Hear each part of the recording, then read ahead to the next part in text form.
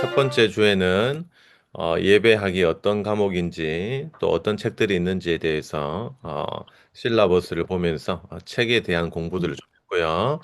이제 둘째 주에는 이제 예배학 방법론에 대한 것들을 했습니다. 그래서 여러분들이 아무래도 성경신학과 또 조직 역사신학에 비해서 이 예배학이라는 과목에 대한 이해도가 경험이 많지 않기 때문에 예배는 어떻게 이렇게 다른 과목과 함께 비슷한 부분들이 있고 또 차별화시킬 수 있는 부분이 있는가에 대해서 여러분들이 공부를 했고 또 우리 이제 예배 현장에서 나오는 그 여러 가지 예배 이슈들 이런 것들을 우리가 어떤 사고의 과정을 거쳐서 우리가 신학적 숙고를 활용해서 그것들 풀어나갈 수 있겠는가 하는 그런 이야기를 나눴습니다.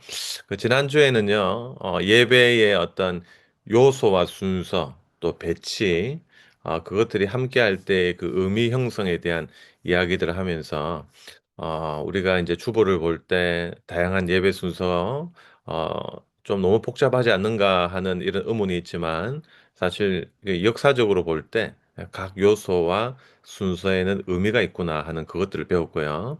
그다음에 두 번째에는 이제 다른 종파의 어떤 그 다른 디노미네이션 또 교파의 예배를 갈 때 우리가 신기한 부분도 있지만 또 어떻게 보면은 불쾌한 부분도 있을 수가 있는데 근데 이제 우리와 다른 것이 틀렸다는 것이 아니라 그 다른 교단들의 예배도 나름대로의 성경 해석과 또 신학적인 숙고의 과정을 통하고 또 현재를 살아가는 그들의 삶의 정황들이 반영된 그런 예배의 의식들을 발전시켜 왔다라는 것들을 말씀을 드렸습니다.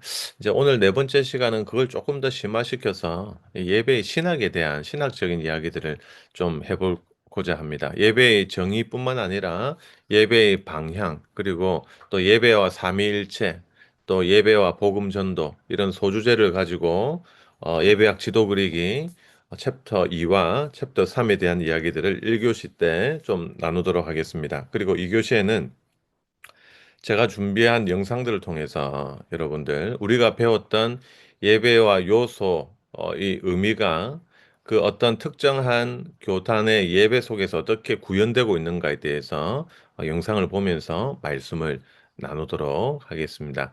그리고 제가 수업 바로 전에 여러분들한테 그 네 번째 주 읽기 자료를 제가 첨부를 해드렸습니다. 어, 1900년대 후반에 이제 세계 루터교 그 협의회에서 아프리카 나이로비에 모여서 어떻게 하면 이 예배와 문화와의 관계들을 우리가 올바로 정립할 수 있는가에 대한 회의를 했습니다. 그때 뭐 고든 레스롭 같은 아주 그 루터란뿐만 아니라 세계적인 아주 예전 학자들이 많이 참여해서 우리가 그 예배와 문화와의 관계를 어떻게 정립하고 문화적 요소들을 어떻게 판단할 것인가에 대한 논의를 하고 요약한 그 자료가 이 나이로비 스테이트먼트라는 그 문서로 나왔는데 근데 켈빈 신학교의 그 신학생 한국 신학생들이 이 번역을 해서 이렇게 올려놨습니다.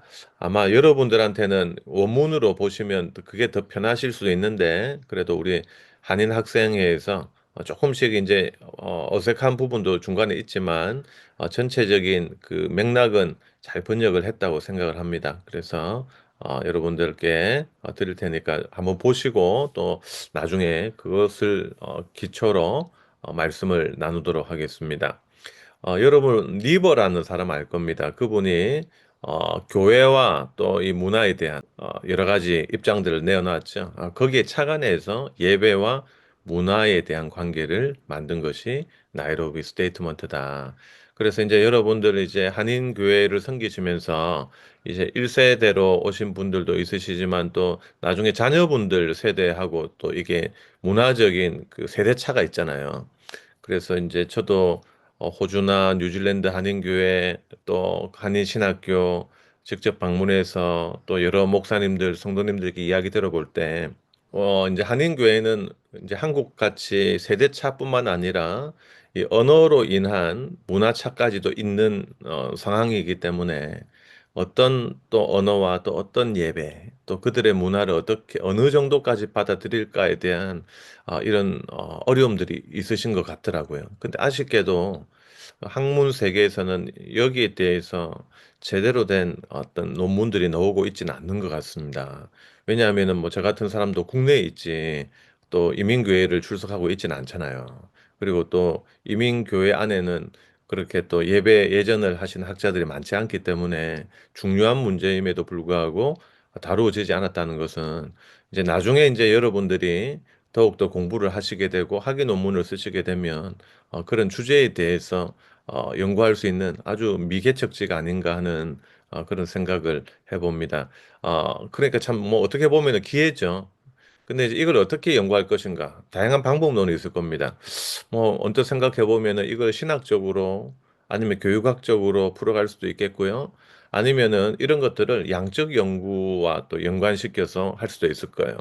여러분들 가운데 이전에 뭐 사회학을 공부하셨다거나 아니면은 이런 컴퓨터 여러 가지 프로그램도 있지 않습니까? 뭐 에이모스나 뭐 SPSS 이런 뭐 그런 프로그램도 있잖아요.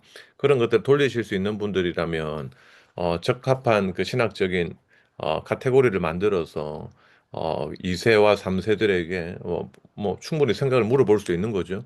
그걸 또 정리해서 여러분이 공부하는 이런 이론적인 바탕과 함께 버무려져 가지고 아주 뭐 탁월한 작품이 나올 수 있지 않겠나 그렇게 생각을 해봅니다.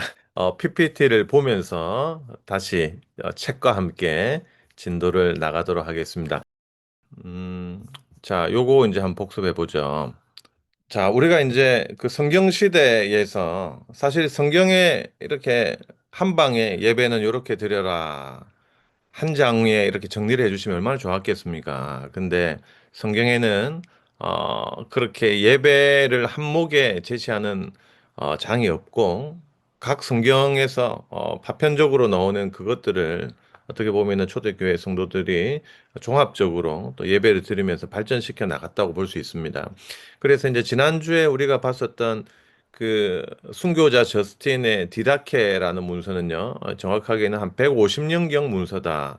그러니까 이제 어 0부터 150년까지는 예배학 문서가 거의 예배 기록이 없다고 보셔야 되는 거예요. 그러니까 이제 1세기 교회 이야기라는 것은 사실 어느 정도는 픽션이 많이 가미되었죠. MSG가 이제 좀 쳐져 있을 수가 있죠. 그러니까 이제 사실 나와 있는 문서들은 이 이후 문서입니다. 2세기부터 이렇게 문서가 나와 있는데, 자, 그래서 이제 지난주에 여러분이 한번 해보셨는지 모르겠습니다. 저스틴 마더의 First Apology를 구글에 치시면 그 문서들이 다 나온다는 것을 제가 이제 말씀을 드렸고요. 그죠? 그리고 이제 사도전승, 여러분, 히폴리투스의 사도전승 들어보셨죠? 이게 다 번역이 되어 있는데요, 요즘은. 근데 이 사도전승을 만약에 보신다 하면 어느 지역 예배를 담고 있는가? 이 도표를 보시면 로마 지방의 3세기 무렵의 예배 모습을 사도전승이 담고 있다고 여러분 판단하시면 되는 거예요. 아시겠죠, 그죠? 뭐 저스틴 마도도 마찬가지예요. 저스틴 마도에 나와 있는 그 제1변증서의 내용들은 로마 지역의 2세기 무렵의 예배다. 이제 이걸 아실 수가 있는 거죠. 자, 뭐 다른 것도 이렇게 알 수 있지만 재밌는 게 이거예요. 터툴리안인데요. 이제 예배 역사를 공부를 만약에 우리가 앞으로 할 기회가 있으면 참 재밌는 부분이 터툴리안이 이제 3세기 사람이거든요. 근데 이제 터툴리안이 썼던 그 책 가운데 오브 베프티즘, 이 세례에 관하여라는 책이 있습니다. 근데 그 책 안에 여러분 유아 세례를 반대하는 내용들이 가득 차 있어요. 그 논지가요. 자, 그 말은 뭐예요? 그 말을 좀 역으로 생각해 보면 3세기 이전에 이미 유아 세례의 관습이 널리 퍼져 있었다는 거겠죠. 예. 그러니까 이제 우리가 작품을 읽을 때, 역사를 연구할 때, 이 도표가 굉장히 유용하다는 겁니다. 어떤 작품을 봐야 될지, 어떤 신학적 논제에 있어서는 우리가 어떤 인물을 연구해야 될지, 어떤 지역을 연구해야 될지에 대해서 이것들이 많이 이야기를 하고 있고요. 그다음에 예루살렘 예배가 요즘 굉장히 또, 이제 4세기, 특별히 예루살렘에 대한 연구가 많이 이루어지고 있는데, 에게리아 여행기라는 책이 있습니다. 한국어로도 지금 번역이 되어 있는데, 에게리아 여행기라는 그 책을 여러분, 에게리아츠 트래벌이라는 영문 번역서가 다 있어요. 완역해 놓은 책이 있기 때문에 그걸 보면은 우리가 뭘 느낄 수 있냐? 그 소문을 보면은 에게리아는 스페인의 수사였습니다. 수사. 스페인의 수사인데 이제 그때 팍스 로마나 시대에 그 평화의 시대에 이제 도로가 잘 닦였잖아요. 그래서 예루살렘까지 성지 순례를 갑니다. 여자의 몸으로.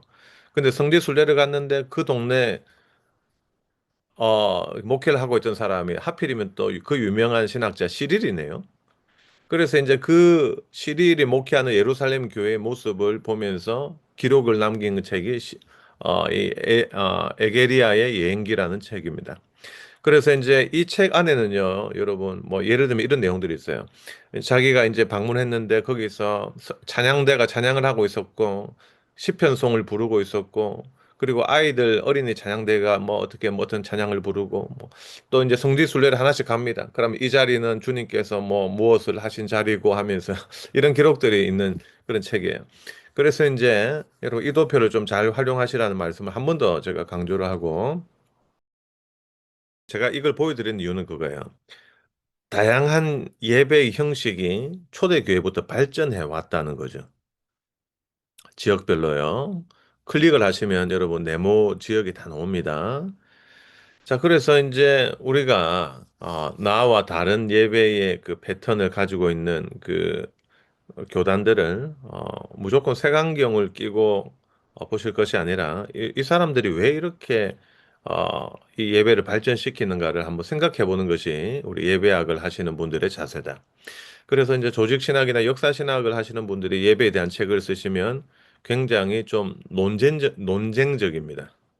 그러니까 뭐가 맞고 뭐가 틀렸나에 초점을 맞춥니다. 근데 여러분들이 이제 미국에서 이제 또 계시면서 책을 읽으실 때 뭐 리터지컬 시올로전들의 책을 읽으시면 이제 이런 느낌이 들어요. 그러니까 이제 뭐 진리를 안 찾는 게 아니라 또 바른 예배, 성경적 예배를 추구하지만 이제 어쨌든 그것을 객관적으로 일단 비교하는 자세를 가지고 그리고 지금 현장의 예배를 어떻게 더 유익하게 만들어 갈 것인가에 대한 초점을 가지는 것이 주로 이제 예배학을 하는 분들의 어떤 책의 특징이다. 그래서 이제 일반 독자 측면에서는 시원한 맛이 없다. 그냥 조직 신학처럼 그냥 하나는 이단으로 그냥 좀 이렇게 표현해 주고 또 하나는 이게 이렇게만 예배를 드려야 된다. 이게 시원하다라고 생각할 수 있겠지만 사실 그렇게 하다 보면은 어 끝까지 죽도록 누가 한 명 죽을 때까지 싸워야 됩니다. 그래서 여러분들 어쨌든 예배학 지금 6번 남았는데 조금 넓은 마음으로 한번 들어보시길 바랍니다. 자, 그러면 이제 또 중요한 도표, 이제 새로운 도표를 하나 여러분께 설명을 드리고자 합니다. 자, 16세기부터 현재까지 이 예배가 교단별로 어떻게 발전해 왔는가에 대해서 여러분, 이건 제가 한 게 아니고요. 제임스 화이트라고 하는 우리 예배학에 굉장히 유명하신 분이 이 만든 도표예요. 여러분, 제임스 화이트의 책을 여러분 다 갖고 계신지 모르겠습니다. 다른 책은 몰라도 외국에 계셔도 여러분 제임스 화이트의 예배학 책은 꼭 좀 갖고 계셔야 되는데 이 책에 Introduction to Christian Worship이라는 책인데요. 이 책은 판별로 내용들이 조금 다릅니다. 최종판은 제임스 화이트의 제자들과 동료들이 쓴 책이고 일반적으로 뭐 버전 1이나 뭐 두 번째 버전을 사셔도 되겠습니다. Introduction to Christian Worship이라는 이 책 안에 수많은 내용이 있는데 이 도표를요 읽을 수 있는 방법을 드리겠습니다. 자, 먼저 도표를 관찰할 시간을 15초 드립니다. 자, 화면을 보시면서 이 도표를 한번 일단 눈으로 한번 보십시오. 제 책에도 이제 이걸 제가 인용을 해 놨는데 65페이지에 나와 있습니다. 65페이지. 65페이지에 이 도표가 나와 있는데요. 자, 이제 퀴즈가 나갑니다. 우리 센트럴 요걸 뭐라고 번역할까요? 중간이라고 번역해 보겠습니다. 중간. 예, 레프트 윙을 뭐라고 번역할까요? 어떤 분은 좌익이다 이렇게 번역하시는데 안 됩니다. 그렇게 번역하시면 요즘 큰일 납니다. 왼쪽 날개로 이렇게 번역을 하겠습니다. 왼쪽 날개. 라이트 윙, 오른쪽 날개 이렇게 이제 번역을 하겠습니다. 자, 그러면 여러분, 제일 왼쪽에는 어떤 교단이 있죠? 16세기에는 아나베프티스트가 있고요. 리폼드 앵글리칸, 그 다음에 루터란 오른쪽에 있습니다. 자, 이제 퀴즈가 나갑니다. 왼쪽으로 갈수록 예배 형식이 복잡하다라고 생각하시는 분은 손을 들어 보십시오. 그럼 또 다르게 물어봅니다. 오른쪽으로 갈수록 예배 형식이 복잡해진다라고 생각하시는 분은 손 들어 보십시오. 자, 여러분 잘 이렇게 맞추셨습니다. 오른쪽으로 갈수록 예배 형식이 예전이 순서가 요소가 복잡해집니다. 자, 왼쪽으로 갈수록 예배 형식이 단순해집니다. 무슨 말인지 아시겠죠? 17세기에는 퀘이커 교도가 등장했고요. 그 다음에 19세기 프론티어, 이거는 이제 한국말로는 변경의 예배라고 합니다. 그 다음에 20세기에 펜타코스트 오순절이 등장했는데, 자, 이제부터 이제 여러분이 활약해 주셔야 될 시간이 왔습니다. 자, 제 커서를 한번 잘 보세요. 왼쪽에 화살표. 요거는 직진으로 내려오죠. 자, 다시 한번 보세요. 제일 왼쪽 도표를 보면 글자들이 나옵니다. 16세기, 17세기, 18, 19, 20, 21세기까지 나와 있죠. 자, 그런데 역사적인 흐름에 따라서 이제 우리가 생각해 볼 수가 있는데, 여기 보시면 여러분, 이 화살표가 있죠. 줄이 딱 내려오면서. 이게 어떤 의미일까요? 단순화되거나 또는 더 복잡해지는 어떤 계기가 있었던 게 아닐까요? 아, 자, 그렇죠. 정확하게 표현하셨죠.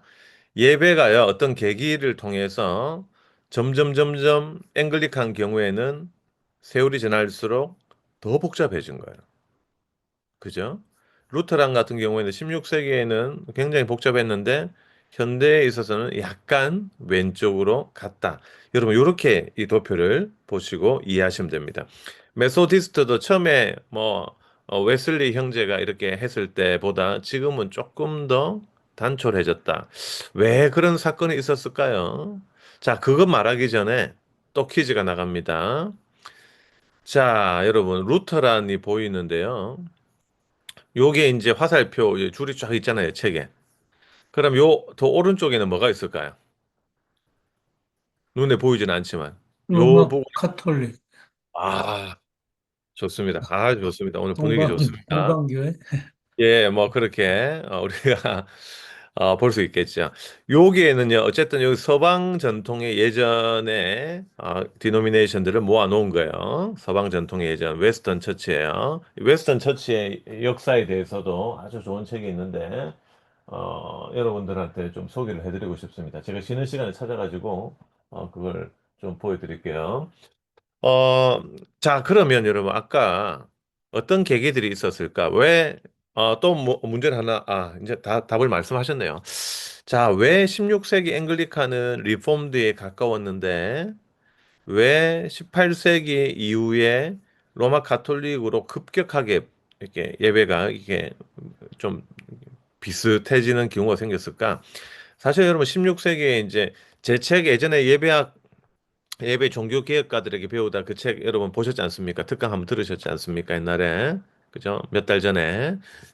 16세기에는 여러분 앵글리칸 교회가 리폼드하고 굉장히 좀 깊은 유대 관계가 있었습니다. 앵글리칸의 어떤 수장이었던 크레머는요, 굉장히 칼빈의 사상에 굉장히 좀 영향을 좀 받는 그런 모습들을 보입니다. 특별히 이제 마틴 부서라는 사람이 있었는데요. 마틴 부서가 리폼드에 큰 영향을 줬을 뿐만 아니라 나중에 앵글리칸, 영국으로 넘어갑니다. 그래서 공동기도서를 평가한 문서인 센슈라라는 그 문서를 만들어요. 그러니까 이제 부서의 영향도 있겠죠. 어쨌든 16세기 당시 앵글리칸은 개혁파에 가까웠어요. 근데 이제 18세기, 19세기 넘어가면서 영국에서 성공회 안에서 예전 복고 운동이 일어납니다. 예전 복고 운동, 뭐 캠브리지 운동 뭐 이런 게 일어나요. 그래서 점점 가톨릭에 가까운 예배. 그래서 이제 여러분들 그 동네에 있는 앵글리칸 처치나 또 가톨릭 교회 가면 예배 비슷합니다. 형식이 비슷해요. 메소디스트도 여러분, 왜 처음에는 좀, 예전이 좀 많았는데 왜 점점 예전이 좀 줄었을까? 여러분, 웨슬리 형제의 원래 태생 자체가 영국 국교도예요. 국교도요. 그죠? 그래서 웨슬리도 사실은 국교도에서 나오려고 하지 않았다는 그런 이야기를 합니다. 근데 이제 나중에 이제 웨슬리가 이제 메소디스트 교단을 형성하잖아요. 그러면서 이제 우리 프로테스탄트 중에서도 이제 예전이 리폼 중간으로 이렇게 이동을 하는 경우들을 보입니다. 자, 이제 여러분들은 아무래도 이제 신학적으로 퓨리탄을 좋아하시겠죠? 여러분들 주로 이제 장로교 계통에 또 개혁주의 전통에 공부를 하고 계시니까요. 근데 여러분, 퓨리탄하고요, 개혁파하고 예배를 비교하면 어디가 더 복잡하죠? 도표를 보시면 개혁파. 퓨리탄보다 개혁파가 예배가 복잡하죠. 자, 그러니까 여러분, 이제 나중에 여러분들이 이제 16세기나 17세기 역사신학의 문헌들을 많이 볼 거 아니에요. 다른 과목을 하시면서. 근데 이제 16세기 존 켈빈의 예배와 17세기의 웨스트민스터 예배 모범에 나와 있는 예배를 비교해 보면 존 켈빈의 예배가 훨씬 더 예전적입니다. 존 켈빈의 후예들은요, 오히려 좀 덜 예전적이었어요. 왜냐하면 여기에서는요, 여러분, 성경 해석에 대한 어떤 그 견해차가 존재합니다.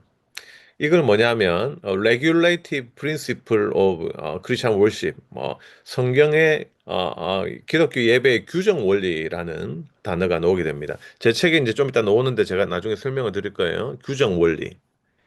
존 켈빈의 같은 경우에는요. 이제 초대교회 교부들을 연구를 많이 했습니다. 초대교회 예배에 대한 지식들이 있었어요.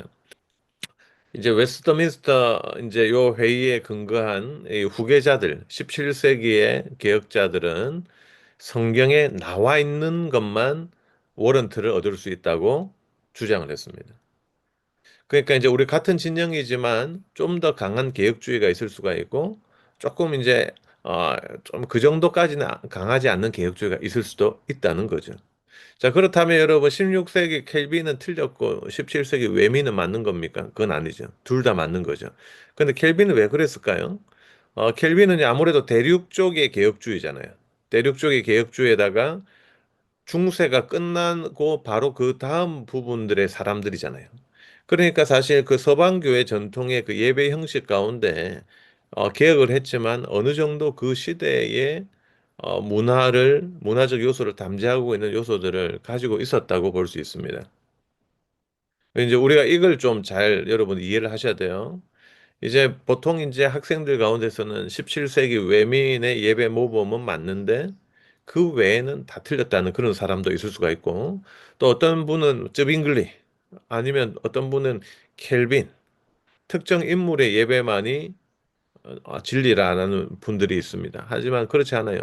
개혁주의 안에서도 예배 순서가 다릅니다. 마틴 부서와 켈빈과 루터와 쯔빙글리가 다 조금씩 달라요. 하지만 골기억은 같습니다. 말씀과 성찬. 그 가운데에서 세부적인 요소와 배치는 약간씩은 달라질 수 있다는 것을 여러분이 이제 역사를 공부하셔야 돼요. 이걸 한 방에 어떻게 풀겠습니까? 2000년 역사를 공부하고 특별히 종교 개혁 시대에 이 개혁자들의 예배를 연구해야 되죠. 그러니까 여러분 예배학도 결코 쉬운 과목이 아니에요. 사실 예배학은 가면 갈수록 더 어려운 과목일 수 있습니다. 처음에는 재밌는데 왜냐하면은 예배학을 할 때 조직과 역사를 이렇게 알지 못하면은 이게 풀어갈 수가 없는 게 예배학이에요. 예. 어쨌든 뭐 여러분 거기까지 들어갈 필요는 없지만 한번 들어보시면 좋을 것 같습니다. 이제 재침례파에 대한 이야기들 들었죠. 여러분 재세례파에 대한 그런 뭐 가르침들은 이제 아무래도 역사신학을 통해서 우리 교수님한테 배우시고요. 근데 이제 여러분 프론티어라고 나와 있습니다. 프론티어. 이 프론티어 예배가 뭘까요, 여러분? 프론티어. 이 미국 위에서 놓은 건데 프론티어. 자, 세기로 따지면 한 19세기, 18세기, 뭐 19세기 정도 되네요. 자, 이걸 한번 설명합니다. 이제 여러분들은 이제 미국에 사시잖아요. 그러니까 이제 아마 뭐 영주권이나 시민권을 받으실 때 미국 역사를 공부를 많이 하셨을 겁니다. 미국이 여러분 동부 13개 주로 시작이 됐나요? 그죠? 이 메이플라워를 탄 청교도들이 이제 대서양을 가로질러 이 그 동쪽의 플리머스라는 곳에 정착을 하죠. 그래서 이제 동부 13개 주로 이제 정착을 하는데 뭐 나중에 멕시코하고 전쟁도 하고 뭐 또 영국하고 독립 전쟁도 있었고 뭐 스페인하고도 뭐 이렇게 뭐 전쟁이 있고 뭐 있잖아요. 그러면서 점점 서부로 확장을 하잖아요. 근데 그 당시에 이제 골드러시가 일어납니다. 그래서 이제 서부에 개척 운동이 일어나잖아요. 개척 시기. 근데 그때를 담고 있는 여러분 미국 드라마 미드가 있습니다. 혹시 초원의 집이라는 미드를 보신 적이 있나요? 예, 그 기억이 나시죠? 비슷한 시대를 사셨던 것 같습니다. 저도 어린 시절 그 너무 재밌게 봐가지고.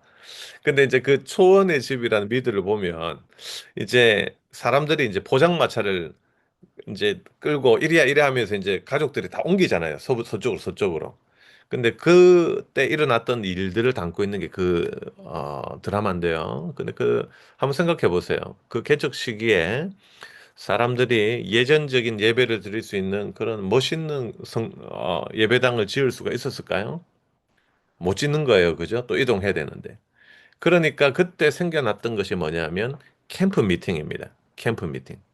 캠프 미팅은 뭐냐면 이런 패턴이에요. 한 4박 5일쯤 전 교단 그 지역 사람들이 빈 공간에 모입니다. 그러니까 이제 예전적인 예배를 드릴 수가 없죠. 부흥의 형식의 예배가 등장하기 시작합니다. 부흥의 형식. 그 부흥의 형식이 어때요? 한 30분 정도 찬양으로 그냥 마음이 뜨거워지고 그 다음에 이제 어, 뛰어난 설교자가 들어가서 이제 한방 아주 대단한 설교를 하잖아요.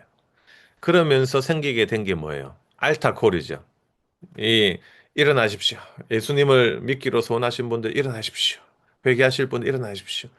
그게 사실 여러분 뭐 선교 단체에서도 많이 이렇게 하잖아요. 선교 한국이나 이런데 저도 예전에 경비와 찬양이 저희 동네 부산에 왔을 때 동네 우리 모든 막 주변에 형님들 누님들 다 그 사직 체육관에 가가지고 경비와 찬양하고 근데 기도회 때 막 일하더라고요. 선교 한국하고 비슷해요. 이 가운데 선교사로 소원하시는 분들 자리에 일어나십시오. 앞으로 나오십시오. 막 전부 다 뛰어나갑니다. 우리 아는 형님들 뛰어나가지고 막 소원하고 막. 근데 나중에 그 형님들 보니까 안 갔어요 했더만은 지금까지 회개기도 하고 있다면서 막 요런 요런 재밌는 스토리들이 우리 교회 살다 보면 좀 많이 있습니다. 이 소원이란 게 참 함부로 할 수 없는 것인데 어쨌든 이 프론티어 월십이 그런 분위기예요. 근데 이제 이게 19세기에 미국의 그 대각성과 또 대부흥 운동과 맞물려 가지고 한국에 온 그 초기 선교사들의 신학에 굉장히 큰 영향을 줬습니다. 이거 잘 들으셔야 돼요, 여러분. 이분들의 뭐 한국에 오신 그 신학자들 그 선교사들 연구를 해보니까 이제 주로 이제 초반에 이제 장로교와 감리교회에서 많이 오셨고요. 그리고 이제 이분들의 신학이 아주 보수 신학이었습니다. 주로 이제 프린스턴의 구학파, 올드스쿨과 비슷한 구학파, 뭐 찰스 하지라든지 아니면 그 이전에 칼빈주의적 전통이 들어왔지만 예배적인 차원에 있어서는 이 프론티어 월십, 부흥의 전통 이런 뜨거운 심장을 가진 분들이 선교사로 지원해서 한국으로 많이 오셨죠. 그러다 보니까 이제 한국에는 사실 이 개혁주의, 청교도, 신학적으로는 우리가 그걸 굉장히 사모하고 발전시켜 나왔지만 예배의 프랙티스 자체는 굉장히 부흥주의에 가까운 예전이 좀 덜한 차원의 예배다. 그래서 이제 한국에서 이제 많은 장로 교회들을 가보면 사실 어 개혁주의 아주 서방 전통의 정통 개혁주의 예배가 아니라 굉장히 좀 에반젤리칼한 그런 느낌을 많이 받습니다. 자, 이제 여러분 제가 지금 16세기부터 이제 각 교단을 비교하면서 지금 제가 하고 있는 일은 우리 한국적인 콘텍스트까지 연결을 시키고 있어요. 우리 한국에 영향을 미친 그 예배 스타일에 대해서 말입니다. 이제 책의 내용들이 좀 많이 있으니까 일단 설명과 책을 좀 비교해 보시길 바라고요. 자, 그러면 여러분 보십시오. 프론티어 예배보다 더 예전이 간단한 예배가 어디예요? 왼쪽에 있는 펜타코스탈 오순절이죠. 오순절 예배가 시초가 언제예요? 20세기 초죠. 그죠? 미국에서도 대부흥운동, 대부흥운동이 안 되고 오순절 부흥운동, 1900년대에 에미 맥펄슨이라든지 아주 유명한 분들이 서부 지방에 미국의 서부에 있었습니다. 근데 이제 펜테코스탈이 1960년대에 신오순절주의로 발전하고 경배와 찬양을 비롯한 여러분 프레이즈 앤 월십이 사실 오순절 계통에서 나온 거예요. 프레이즈 앤 월십. 지금은 사실 한국의 모든 교파 예배의 시작은 프레이즈 앤 월십이에요. 그죠? 뭐 신학이 뭐 더 보수적이든 뭐 개혁주의든 뭐 뭐든 간에 상관없이 한국 교회뿐만 아니라 세계 교회 예배의 전반부를 지배하는 스타일이 펜타코스탈이죠. 그죠? 뭐 사실 뭐 저도 외국에서 신학생 때 발표회를 하는데 코리안 통성 프레어 해가지고 한국의 동성기도 굉장히 미국 학자들이 관심을 많이 가지더라고요. 그래서 막 데이비드 용기 초를 아냐면서 막 이런 뭐 질문하시면서 근데 사실 한국 교회 예배 스타일에 오순절 이 프랙티스가 영향을 준 것을 무시할 수는 없습니다. 어쨌든 한국 교회는요 퓨리탄과 리폼들을 숭상하는 장로교 학자들이 많았지만 프랙티스 속에서는 이것들이 좀 융합되어 있고요. 그 다음에 이제 부흥의 전통의 예배, 집회 중심의 예배가 좀 많이 들어와 있고요. 한국교 예배에는. 그 다음에 1960년대 이후에는 펜타코스탈, 그러니까 이 영향으로 이제 한국의 1990년대 이후에 굉장히 예배에 큰 영향을 미쳤죠. 사실 이제 한국의 1980년대 초만 해도 굉장히 보수적이었고, 한국의 장로교도, 뭐 예를 들면은 예배당 뒤에 십자가를 달아도 되느냐? 안 되느냐 이것 가지고 싸운 교회들이 꽤 있었고요. 그 다음에 또 이 주일 오전 예배에 찬송가를 외에는 부르면 안 된다 이런 분위기도 좀 있었던 것 같고 드럼 논쟁도 그때 좀 있었고요. 그래서 이제 그건 사탄의 악기야 뭐 이렇게 하면서 또 뭐 이런 논쟁들이 그 당시 있었는데 지금 2025년 현재에는 그 다 이제 하고 있죠. 다 펼쳐져 있죠. 예, 하여튼 뭐 좀 이런 이제 역사적인 스토리가 있었다는 거 여러분이 좀 기억을 하시면 좋겠습니다. 자, 여기까지 질문 있으시면 질문 받고 그 다음으로 넘어갈게요. 간단하게 지금 이제 예배의 어떤 역사적인 부분에 대해서 이걸 좀 비교를 해드려야 여러분이 이후에 진행하는데 도움이 되기 때문에 제가 조금 설명을 드렸습니다. 자, 이제 예배 요소와 순서를 지난주부터 우리가 보고 있는데 우리가 좀 주의할 점이 있습니다. 여러분들은 아무래도 우리 프로테스탄트의 우리 아들들이기 때문에 의례, 예전 이런 단어를 들었을 때 좀 거부감이 있을 겁니다. 뭐 저도 마찬가지였습니다. 예배학을 처음 배웠을 때. 왜냐하면 한국에서는 저도 보수적인 장로 교단에서 저희 선조 때부터 계속 생활하고 있기 때문에 이제 뭐 사실 우리 전통을 넘어가면은 일단 경계부터 하고 또 불쾌한 부분들이 있었어요. 근데 이제 리터지라는 것 자체가 여러분 모든 종파 예배에 리터지가 있다는 거. 레이투르기아에서 리터지가 나왔다는 거. 레이투르기아는 라오스 플러스 에르곤 사람들의 일이라는 그 의미에서 70인경에서 발전한 것이라는 것을 여러분께 말씀을 드렸습니다. 자, 그래서 우리 모든 교파의 예배는 이 의례가 있는 거예요. 이 의례는 앉고 일어서고 때로는 이러면 박수 치고 손 들고 눈 감고 유니션으로 같이 우리가 독백을 하고 이 모든 것이 여러분 리터지다. 자, 근데 이제 우리가 한 가지 알아야 구분은 해야 되죠. 리추얼과 리추얼리즘이죠. 사실 그 형식에 마음이 그냥 온 것이 집중이 된다면 그건 사실 의례주의죠. 아니, 형식이 아니라 마음이 떠난 상태로. 그냥 그 순서만 하고 있다는 것은 의례주의죠. 그래서 이제 구약의 선지자들은 그 예배 그 이제 사람들에게 심판의 메시지를 전하고 비판적인 그 메시지를 전할 때 의례 자체를 부인한 것이 아니라 마음이 떠난 예배, 하나님을 향한 경배의 중심은 없고 형식만 남은 그 예배를 비판한 거죠. 자, 그렇기 때문에 우리도 사실 우리 예배를 한번 늘 조심스럽게 살펴볼 필요가 있습니다. 과연 그 프랙티스를 통해서 하나님께 마음이 집중되고 우리의 마음이 들어 올라가는가를 살펴보고 또 그 형식 자체가 우리의 그 마음을 하나님께로 집중하는 것을 방해한다면 과감히 없앨 수도 있는 그런 용기도 있어야 되겠죠.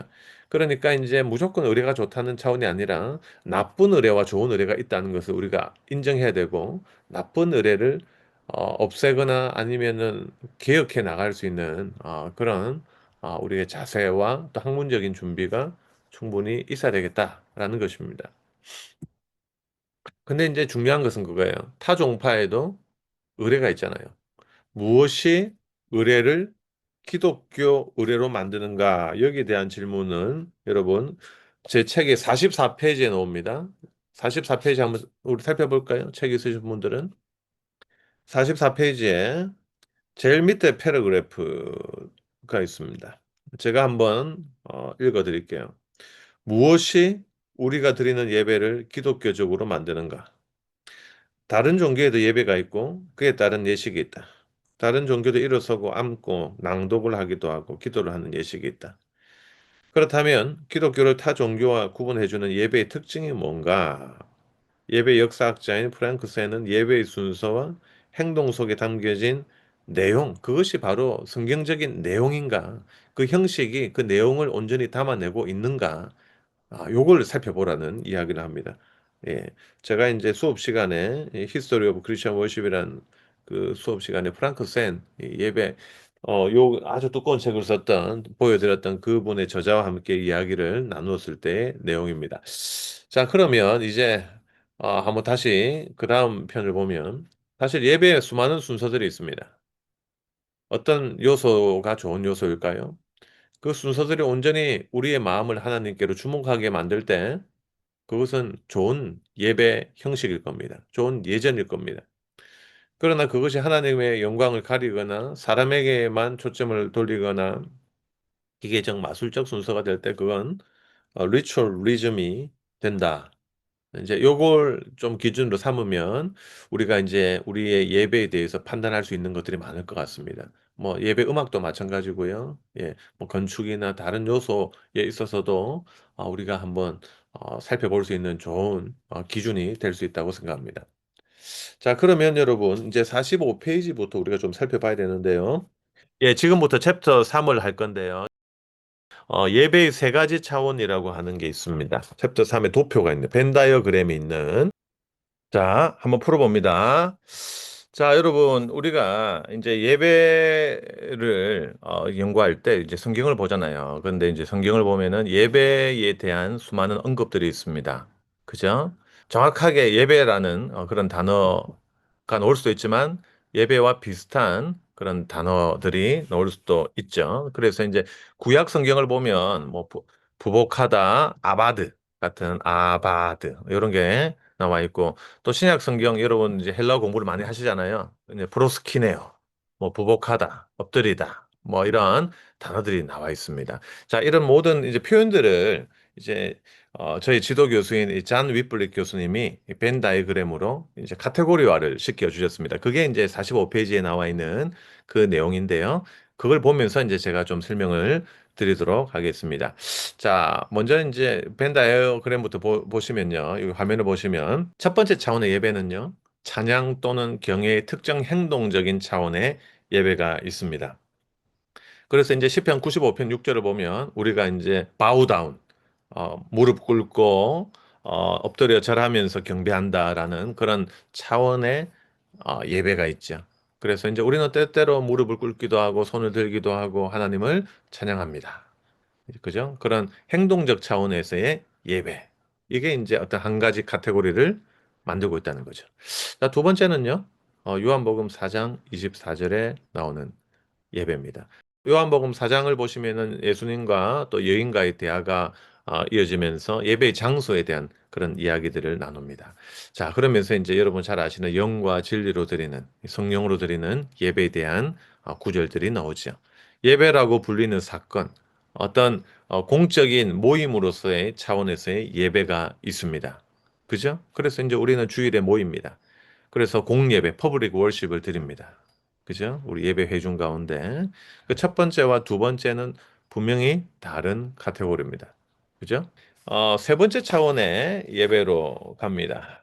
그러므로 형제들아 내가 하나님의 모든 자비하심으로 너희를 권하노니 너희 몸을 하나님이 기뻐하시는 거룩한 산 제물로 드리라. 이것이 너희의 드릴 영적 예배니라. 자, 이제 너희 몸을 그 사실 영만 드리는 것이 아니라 너희 몸 그러니까 몸과 영이 이분법적인 것이 아니라 사실 긴밀하게 연결되어 있다는 것이죠. 이 카르테시안 싱킹 해서 이제 사실 데카르트주의적인 차원에서는 이 영과 육, 요걸 좀 구분하는 그런 분위기 아닙니까? 근데 이제 사실 이 기독교적인 차원에서는 사실 플라톤적인 이원론을 극복하는 이 몸도 신앙 형성의 도구가 될 수 있음을 우리가 이제 1절에서 그렇게 볼 수가 있는데 근데 2절로 넘어가면 너희는 이 세대로 본받지 말고 오직 마음을 새롭게 함으로 변화를 받아 하나님의 선하시고 기뻐하시고 온전하신 뜻이 무엇인지 분별하도록 하라. 이 분별. 그러니까 이제 굉장히 이제 그 시대의 정신을 분별하고 또 살피는 것도 굉장히 또 중요한 차원이죠. 근데 이제 로마서 1장과 그 12장 1절과 2절이 말하는 것은 뭐예요? 예배당 안에서의 예배가 삶의 차원으로서의 확장이 필요하다. 그래서 우리가 말씀대로 살아내는 것이 삶으로서의 예배다. 우리가 이제 그동안 한국 교회가 참 좋은 일을 많이 하고도 때때로 지탄받았던 이유 중에 하나가 우리 중에 유명한 목회자 또 기독교 신자라고 하는 유명인들이 말씀대로 살아내지 못하고 그래서 오히려 복음의 문을 막아버리는 그런 일들이 있었습니다. 그래서 사실 우리는 예배당 안에서의 바른 교리와 신앙을 강조하되 또 이제 동시에 또 이것이 우리 일상에서의 또 예배, 삶으로서의 예배가 될 수 있도록 또 우리가 예배를 잘 기획하고 또 성도들을 가르쳐야 되는 그런 임무가 있는 것이죠. 자, 그래서 여러분 46페이지 아까 이제 예배당 안에서 드리는 사건으로서의 예배 여기에서는 이제 아까 제가 설명했던 레이투르기아, 라오스, 에르곤, 70인경 그 설명 그게 다 들어가 있습니다. 그래서 이제 여러분들이 나중에 예배에 대한 관심을 가지고 이제 6번 더 만나면 이제 저하고는 이제 작별을 하겠지만 이제 여러분들이 이제 개인적으로 예배에 대한 책들을 사보실 때 이제 아무래도 개신교 쪽의 예배학 책들은 이제 예배학, 예전학 이런 책 이름이 있을 거고요. 이제 로마 카톨릭 뭐 분도 출판사라든지 뭐 성바오로 딸이나 뭐 이런 데서 번역본 책들이 많이 나와요. 그런 책들은 전례학이다. 이제 한자 순서만 바뀌었죠. 전래신학, 전래학 이렇게 볼 수가 있습니다. 저는 사실 예배학 교수로서 국내 이제 각 신학 분과 교수들 중에는 굉장히 따지자면 그래요. 서울이 보면은 강남, 강북 이렇게 나뉘고 지방이잖아요. 그러니까 이제 신학도 뭐 성경신학, 뭐 조직신학은 강남 집중 되겠고 학생들이 저를 대하는 느낌, 이제 한국에서 여러분들이 저를 대하는 느낌 아니고, 뭐, 예를 들면 역사신학, 뭐, 윤리학 이런 것들은 이제 좀 강북의 집 느낌, 집을 바라보는 느낌. 이제 예배학, 뭐, 이렇게 하면은 프로테스탄트 전통 안에서는 이제 지방에, 저 멀리 섬에 있는 뭐, 집 한 채를 바라보는 느낌으로 학생들이 저를 대합니다. 이거는 뭐, 학생들을 폄훼하는 게 아니라 제가 10년간 국내에서 티칭하면서 느꼈던 거예요. 근데 이제 미국은 또 그게 다르거든요. 미국에서 제가 예배학, 예전학 배울 때 우리 교수님들은 너무 학교에서 중추적으로 멋있게 보였는데 미국에서 프로테스탄트 안에 미국 신학교에서의 예배학의 위상과 로마 카톨릭에서의 전례학의 위상은 또 다릅니다.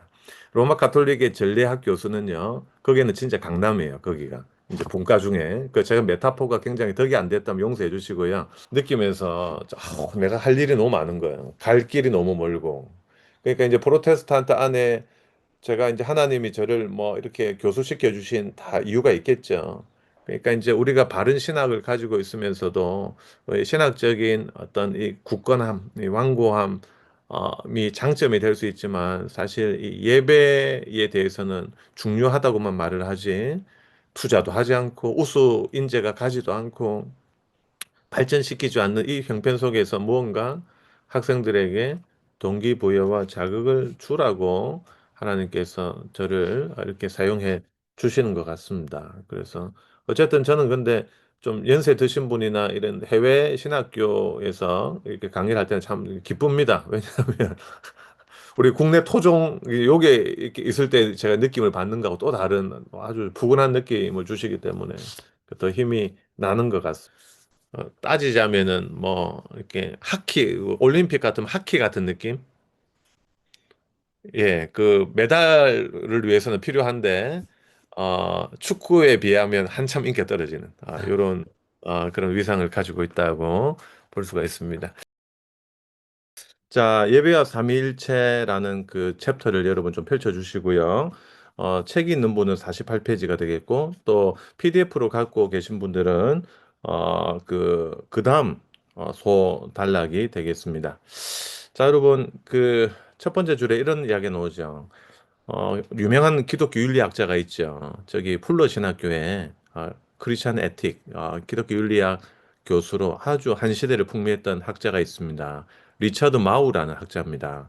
그래서 아마 여러분들이 윤리학을 공부하시다 보면 리처드 마우에 대한 책들과 번역서들을 아마 많이 보시게 될 겁니다.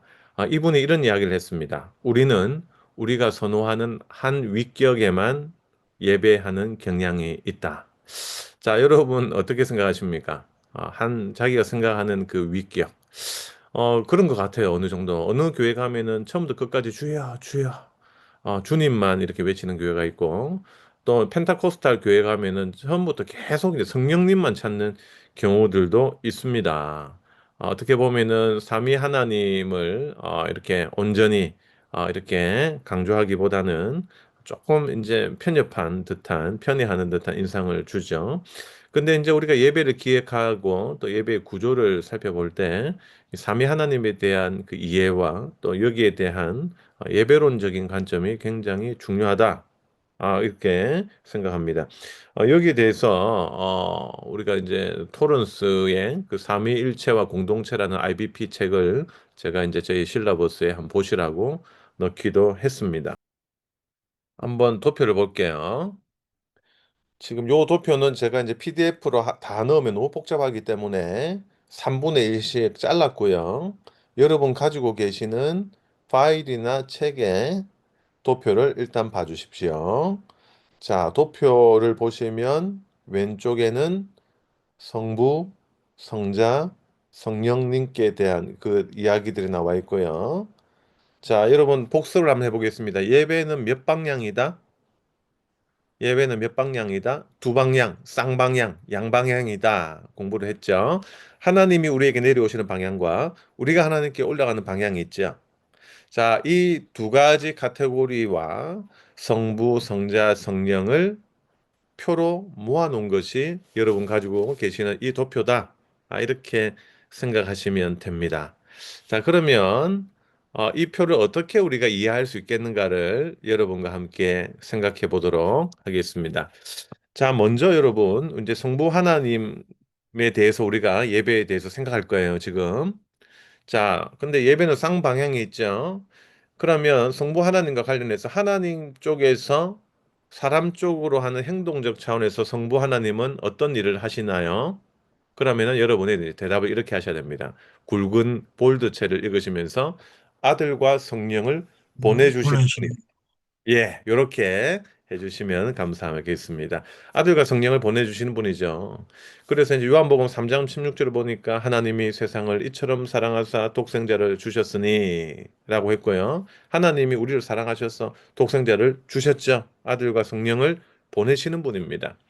갈라디아서 4장 6절에는 이렇게 말씀합니다. 하나님이 그 아들의 영을 우리 마음 가운데 보내사 아버지라 부르게 하셨느니라. 그래서 이제 그 아들의 영을 우리 마음 가운데 보내서 우리가 하나님을 아버지라 부를 수 있도록 되신 거죠. 그래서 하나님께서 우리한테 하신 행동으로서는 성부께서는 아들과 성령을 보내주시는 분이다. 그 아들의 영이 성령 아니겠습니까? 그죠? 아들과 성령을 보내주시는 행동을 하신다. 자, 그러면 역으로 사람 쪽에서 하나님 쪽으로 가는 행동적 차원에서 성부는 어떤 역할을 예배 가운데 하십니까? 우리의 예배를 예배를 받으시는 분이 받으시. 그죠? 그래서 우리 예배를 받으시는 분입니다. 그래서 하나님은 영이시니 예배하는 자가 영과 진리로 예배할지니라 성경이 말씀하고 있습니다. 이게 이제 성부께서 예배 가운데 하시는 일이다. 우리가 볼 수가 있습니다. 자, 그러면 그 다음에는요, 성자 예수님과 관련된 예배 신학이에요. 첫 번째로 하나님께서 우리에게 오시는 방향 속에서 성자 예수님은 어떤 역할을 하십니까? 자, 하나님의 우리에게 오심의 내용이시다라는 거예요. 내용이시다. 그래서 우리는요, 여러분, 교리 시간에 잘 배우셨겠지만, 하나님께서 자신을 알 만한 것을 이 자연 만물에 다 내보이셨지만, 하지만 우리 사람이 하나님의 특별한 계시 없이는 하나님을 알 수가 없습니다. 우리 사람 마음속에는 종교심이 있죠. 하지만 하나님을 특별한 부르심과 계시를 받은 사람만이 그 종교심을 하나님을 향한 믿음으로 연결시킬 수가 있는 것입니다. 그런데 이 하나님을 향한 이 믿음과 이 컨텐츠가 없는 종교심은 뭐예요? 다른 종교로 빠지는 것이죠. 그죠? 자, 그렇기 때문에 우리는 어떻게 하나님을 알 수가 있는가? 눈에 보이지 않는 하나님을 어떻게 아느냐? 예수님의 그 인카네이션을 통해서. 하나님의 우리에게 오심의 내용이시죠. 그래서 고린도후서 4장 6절 하나님께서 예수 그리스도의 얼굴에 있는 하나님의 영광을 아는 지식의 빛을 우리 마음에 비추셨느니라. 우리에게 오심의 내용이시죠. 이는 하나님의 영광의 광채시요 본체의 형상이시라. 히브리서 1장 3절. 이는 누굽니까? 성자 예수님이죠. 영광의 광채시요 본체의 형상이시라. 자, 그러면 우리 쪽에서 하나님께로 올라가는 차원에서 성자 예수님 어떤 역할을 하십니까? 우리의 예배를 완전하게 하시는 거예요. 그래서 사실 예배에 있어서 기독론이 참 중요합니다. 우리 예수님의 역할. 보십시오. 우리는 하나님께 감히 나갈 수 없는 자들입니다. 그러나 예수님을 통해서 우리는 하나님께 온전히 드려지는 자들이 됩니다. 왜냐고요? 히브리서 7장 23절에서 25절을 보니까 그러므로 자기를 힘입어 하나님께 나아가는 자들을 온전히 구원하실 수 있으니 이는 그가 항상 살아 계셔서 그들을 위해 간구하심이라. 사실 우리는 하나님 앞에 바로 나갈 수 없는 자죠. 하지만 예수 그리스도의 그 공로로 또 속죄의 그 공로로 하나님의 은혜 보좌 앞으로 담대히 나갈 수 있는 담력을 얻었다고 히브리서 기자는 이야기를 하고 있습니다. 그러니까 예수님은 하나님이 우리에게 오심의 내용이 되시며 또 우리가 하나님께 온전히 드려지는 그 중보자의 역할을 하시는 거죠. 그러니까 예배에 있어서 사실 예수 그리스도의 역할이 너무나도 또 중요하다는 겁니다. 자, 근데 이제 마지막입니다, 여러분. 성령님이에요. 자, 하나님께서 우리에게 오심의 방향에서 성령님은 어떤 일을 하십니까? 말씀을 조명하시죠. 그래서 고린도전서 2장 12절 자, 우리가 세상의 영을 받지 않고 오직 하나님으로부터 온 영을 받았으니 이는 우리로 하여금 하나님께서 우리에게 은혜로 주신 것을 알게 하려 하심이라. 사실 우리가 하나님을 알 수 있는 것도 사실 성령님의 조명하심 때문이죠. 그래서 여러분 우리가 말씀을 읽을 때 지난주에 배웠던 예배 요소 중에 뭐가 있었습니까? 조명을 위한 기도.